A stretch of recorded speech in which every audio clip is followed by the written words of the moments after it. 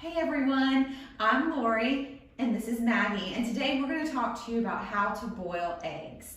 Did you know that eggs are an excellent source of protein? You get about 6 grams of protein for every egg. It's also known as one of the most affordable sources of protein, so I was excited to know that we'd be talking about eggs today. So, first thing, you want to wash your hands. We want to treat eggs just like we would treat raw meat. You can get a nasty bacteria that can lead to food poisoning if they're handled improperly. So, wash your hands good. Wash your hands after touching eggs unless they're fully cooked.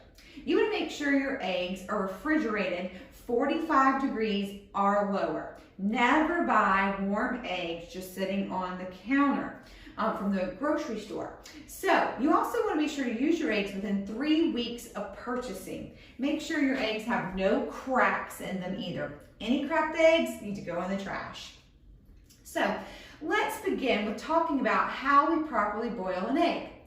Today I have my pot here and I have 1 raw egg. So I'm going to fill my pot with water about 1 inch above the eggs.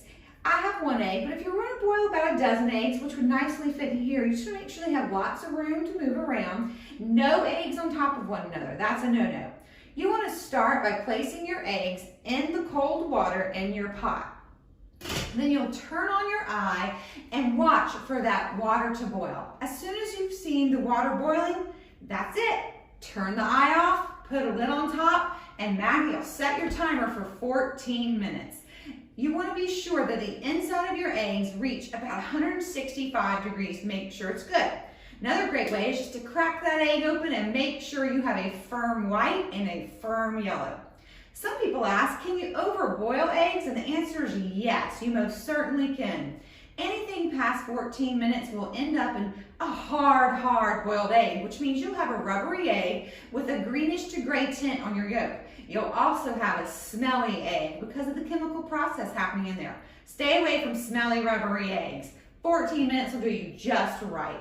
So, when we peel those eggs, Maggie, we want to make sure our eggs are nice and cold. So what I do after the 14 minutes is I'll take each egg out with tongs, because that's hot water. Always be sure to have parents around when you're cooking. Take that egg out with tongs and place it in some ice cold water in your sink. Wait about 5 minutes. The egg should be nice and cold to touch, and then the perfect time to peel. Maggie, it's also easier to usually peel under running water, but today we're going to peel here, see how it turns out. Also, you want to start at the large end of the egg. So not the skinny point, but the large end of the egg to peel your eggs. So Maggie's going to continue to start working on peeling those eggs, just cracking it and then rolling in her hands, and she'll see that we have a perfectly hard-boiled egg. So I hope you guys get to boiling some eggs soon. Thanks.